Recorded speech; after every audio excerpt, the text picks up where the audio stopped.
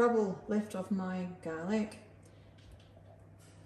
That is what I had purchased, the 3-pack of garlic, Australian grown from Woolies, which gave me 127 grams of garlic cloves, just to give you an indication. And I've added that to my spices, a few more ingredients to go, and then whiz it all up, and there is my tandoori paste. And just to give you a look, that's the tandoori paste once it's been blitzed. So I only used 130 grams of olive oil in my tandoori paste because I'm not due for another grocery shop, and I didn't realise it wanted 200 grams of olive oil. So if I put it all in my tandoori paste, I'm not going to have a lot left for the rest of the week. And I have taken a little bit of a video to show you what that's going to look like. I'm going to apply it to the meat once it's on the skewers, just to save on dishes, make it a little bit easier than trying to thread my chicken tenderloins onto barbecue skewers whilst they're covered in marinade, and hopefully that will work really well. So just to show you, the mix has sets of 4 skewers like this, and you squeeze this little contraption and you can take your meat off the skewer once it's cooked. So I've just run my fingers with some olive oil, just a little bit, to make sure the meat will come off at the end. And then I've just got my little tenderloin, which I hope you can see very well. So I've done 3, and I've only got 2 tenderloins left to go on this one. So just like a concertina, keeping it fairly close. And I've just got them sitting on a plate with a freezer bag on it. I'll just show you that. So when I add my tandoori paste, which will stain with the turmeric in it, I can throw the bag away at the end. So you don't have to do that, but it's going to work well for me today. So I'll put the tandoori paste on, let them marinate, and then I'll be heading out to heat the pizza oven up and show you them cooking in the pizza oven. So I've now put the tandoori paste on my chicken skewers. Look at that. Made more mess than I think I've ever made in my life in the kitchen with any kind of red paste. But anyway, what I wanted to show you from what was left, and it's a huge batch of tandoori paste. If I was making it again, I'd probably halve it. There's enough really for 5 different dishes, and I don't know that I'll be eating that much that I'll need it. Although the coconut chicken curry, I believe, has a tandoori paste in it from memory, so probably a good idea to check and see how much it would use, and then freeze it in batches of that amount, and then you can just grab a bag out. So what I wanted to show you, if you set your Thermomix up and put the scales up, normally I would put my bowl in there, but it's full of tandoori paste. So I thought I'd just show you something different. So if I tear my scales, you can put anything that fits inside. I've got a bowl there which is 250 grams. I'll tear my scales back to 0, and then I can actually weigh my bags of tandoori paste. I just used lunch bags. That was the smallest I had. I didn't even take notice then. So it's about 150 grams in that one.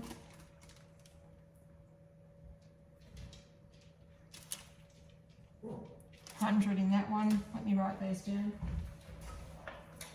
because I won't remember. And it's probably a really good idea to write on the bags what's in it, because when you go to defrost it, you won't remember. I won't anyway, and I'll just think, crikey, what was it? So that was 100. It's got 140.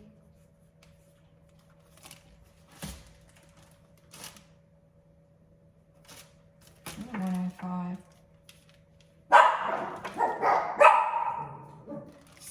And then whatever was on the chicken, which I didn't weigh before I used it. So you can see it does make quite a large batch. You might want to halve it if you don't think you'll use a lot of it, and I don't see that that would be an issue. What I am going to do, I hope, before I actually put these on the sizzle plate in the pizza oven, is actually spray them with oil. And I'll show you what I have. And I've been dragging this around the country in people's houses for years now, and it's just a little decor non-aerosol bottle, and you undo it and you can fill it up, and then when you spray it, just gives a really nice light coating for anything that you need to put oil on without having to get your fingers messy. I use it sometimes if I make a pizza base and I just want garlic and rosemary and a bit of salt. I'll give it a spritz with olive oil and then put those ingredients on. Helps them stick to the bread, but it just means I don't have to get the old pastry brush out all the time. So I'll take that out with me when I take the chicken out, and hopefully then I remember to spray them just so they don't stick to the sizzle pan. But I will season the sizzle pan with oil anyway, but because I've put far less oil in my tandoori paste, I just think I'll give them a spritz as well. I'll be back. So I've come outside and I've put the pizza oven on medium just to get it warming, and I've got the sizzle pan, which if I come up close and show you, it has a detachable handle. So when you put it into your pizza oven, you can take your handle off, of course, and then that's what you're going to use to take it out and lift it. It's quite heavy, and it comes with a wooden tray that's contoured for your sizzle pan to sit in when you take it out, which I think is fantastic because I've got my pizza oven on a plastic table. Where am I going to put this otherwise? So I have seasoned it with a little bit of olive oil, not too much because you don't want to end up with flames going everywhere. So I'm just going to take the door off, knowing that the door is now hot. I'm going to put my sizzle pan in, take the handle off, and to preheat, I'm going to put the pizza door back on, and I'm actually going to turn it up higher because I do want what I put in there to cook quickly, so it needs to get up to temperature. So at the moment it's sitting on about 330. I'd like it a little bit hotter, so that can stay out here. I'll go inside and do a little bit more work, and I'll come back when it's preheated. Okay, so I'm back, and I went in and I got sidetracked, and I come out and my oven is now a little bit too hot. But if I take off the door, I was worried about my dogs touching this pizza oven door. The temperature's up around 370, and ideally we'd be going to cook at 350. But if I pull out my skillet, I'm actually going to put some fillet steak from our local butcher because we like to support local, and I'm going to squeeze a little bit of lemon juice on it. So I've got salt, pepper and some dried Italian herbs, but I need to use this up, so I thought why not just pop it in here and let it cook and see what happens.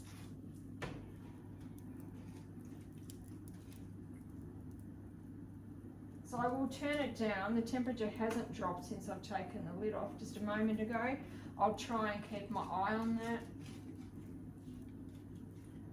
It's nice and hot to put the steak on. Oh, hear that sizzle.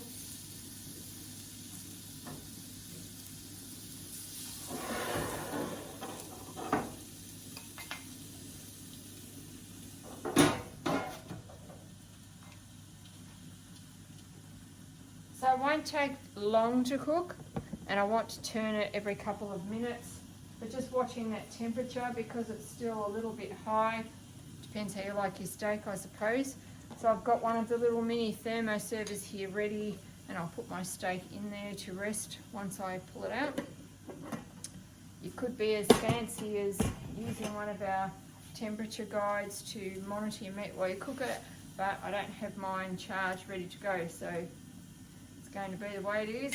Potluck. Welcome home.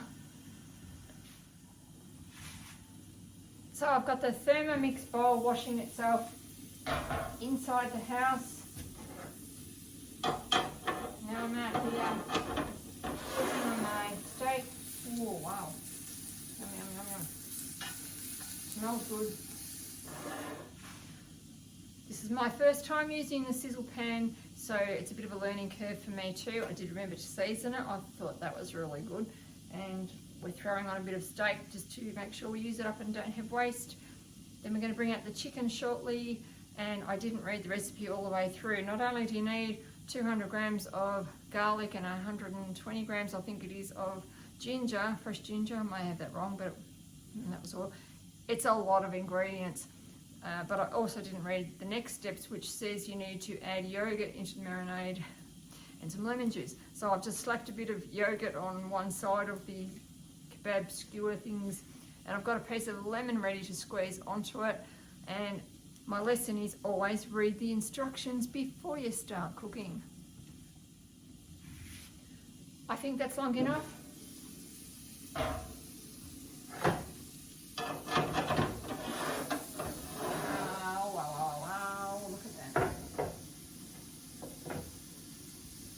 So I don't imagine the wooden tray is going to look really pristine for very long, but if I bring you in close to have a look at the steak, you can see that there. That's really quite well done.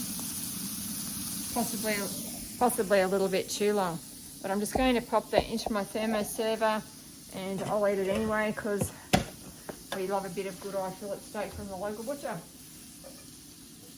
I'm going to put the sizzle plate back into the pizza oven, put the door on, and then I'll be out with the chicken and pop that in as well. I can lift it. And as I thought, my poor old tray is a little bit sad already. But that's what it's for, give it some history and a story to tell. So I've come out and I have my chicken ready on the skewers. I've given them a spritz of oil because I put the oil near the chicken, so I remembered. I've taken off the door and I've turned it right down because we're still at 375.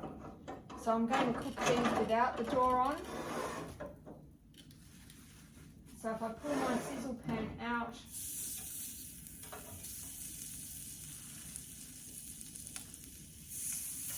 just putting the chicken skewers on. Trying to space them apart a little bit. I did not bring the lemon out, but I will come back out with that when I turn it over. Make sure your handle is not sitting where the skewer handles are, or you can't get the handle out. Wow, I can hear that sizzling. And that's as low as I can have the gas on the oven. So smoke the neighbours out. I hope they're all hungry. I'll get rid of my freezer bag, which was already used. I'm reusing it a second time. And I'm going to just pop back out with the lemon juice when I turn them over and give it a squirt of lemon juice.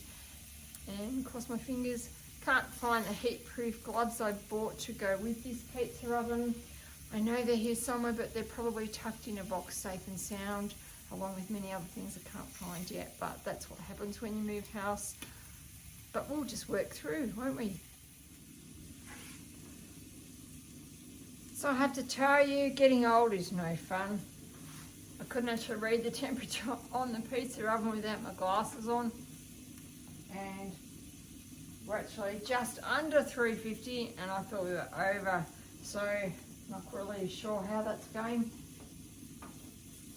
But I've turned them over. I'm going to pull them out. This is the joys of being in a grey-haired community.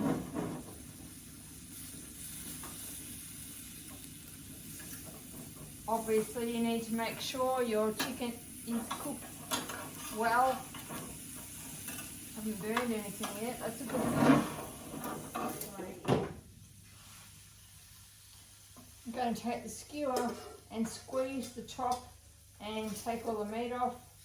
Wow. Okay, that was easy.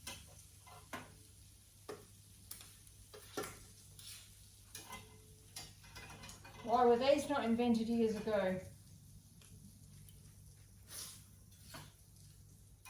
Smells very good.